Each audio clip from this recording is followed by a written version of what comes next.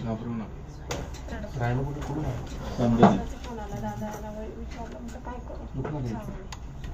हो काही दुखत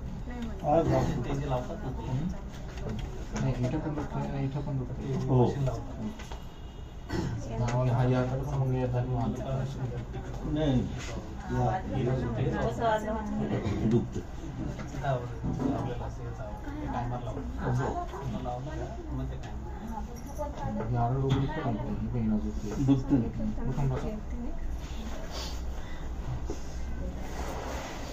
पहिले तुम्ही उषा दोन घ्यायची का मान नव्हतं मुळे तू उषा घ्यायचो.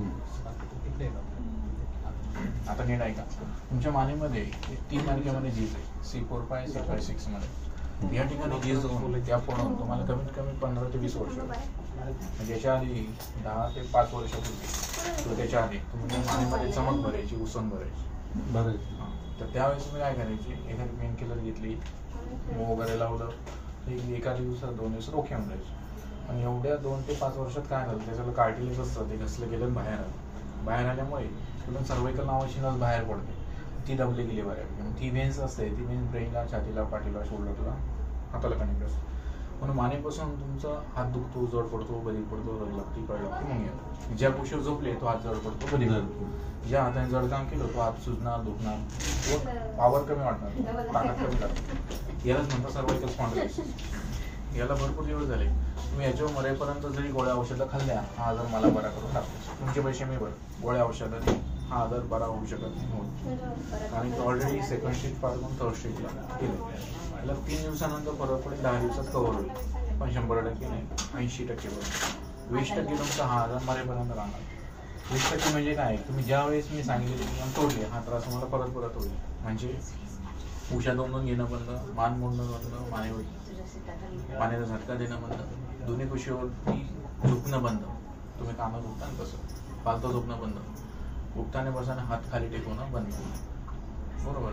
याला 3 दिवसानंतर फरक पडायला लागतो, 10 दिवसात कव्हर होईल. जसं जसं टिक्स पोझिशनला जाईल, कार्टिलेज लेवलला येईल, नस चालू येईल, तसा तो प्रकार रिकवर होतो.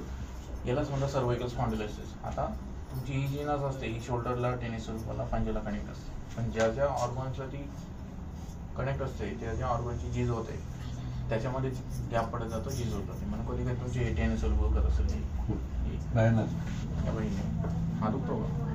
हात थोडं दुखतो. आता हे तुम्ही हाताने वाढवा केलं, आता ह्या हाताला तुम्हाला खूप दिवसापासून कळ लागायची, तर तुम्ही काय करायचे, हाताला झटका द्यायचे, खटाक खटाक वाजवायचं. खरंय खोटं आहे? ते वाजून याच्यामध्ये वरचा हाड आणि खालचा हाड ही जॉईन असतो, याच्यामध्ये काढत असतो, हे घासले गेले हे पाहिजे. म्हणून हात तुमचा आता सरळ नाही होणार पाहिजे. तसं सरळ केला तर भयंकर दुखलं का? कारण की त्याच्यातलं जे कार्टिलेज आहे तुम्ही सगळं समजून टाकलं असते. देवाचं एक वरदान आहे, दिवसभर हजारो सेल डेट होता, रात्री परत रिजनरेट होतं.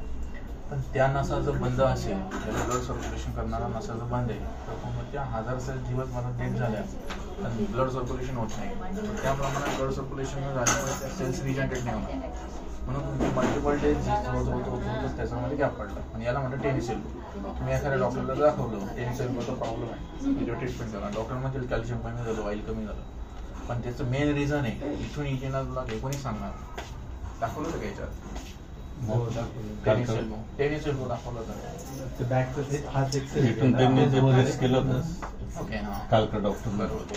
याला 3 दिवसांनी फरक पडेल, 10 दिवसात कव्हर होईल. पण टक्केवारीनुसार. पण तुम्हाला सगळ्यात महत्त्वाचा नियम पाळायचा आहे. मी तुम्हाला मागाशी काय सांगितलं, हा आजार आयुष्यभराचा आहे. तुम्ही नियमात राहिले तर रिकवर होईल. नियम तोडला की दुखणं चालू. म्हणजे उठतानापासून हात खाली टेकवणं बंद, मानला झटका देणं बंद, वाकून काम करणं बंद, या गोष्टी लक्षात ठेवायच्या. म्हणून तुम्हाला रेकॉर्ड करून दिलं. झोपाल या हाताला 40 ते 60% ब्लड सर्क्युलेशन, याला 20 ते 30%.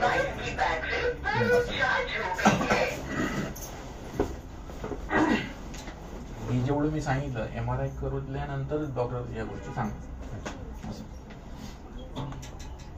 डॉक्टरने ऑलरेडी तुम्हाला सांगितलं पण असेल ना, दबली गादी, सरकली गादी, नसली, थोडा तिरपा झाला. तिरपा जो झाला तो आधीपासूनच. मी तुम्हाला काय सांगितलं, हा 10 ते 15 वर्ष आधीचं गॅप. पण गाद्या आता सरकल्या, एवढ्या 2 ते 5 वर्ष. 1-1.5 महिन्यापासून खाली घ्या तो. बीपी डायबिटीज नाही. हो sugar. Relax. Okay relax relax relax. 2 मिनिटं 2 मिनिटं रिलॅक्स. इकडे म्हणतो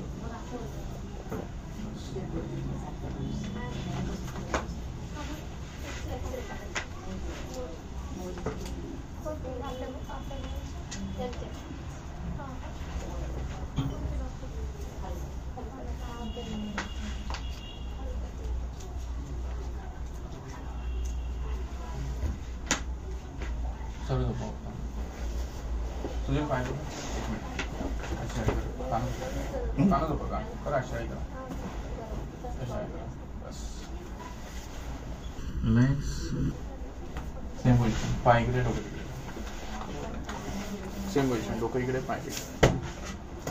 जेवढं मी सांगितलं तेवढं ते अर्ध ते सांगितलं डॉक्टर. नाही नाही सांगणार नाही. बस रिलॅक्स. उठा. पाय इकडे डोकं इकडे. तुझं पाय बघा.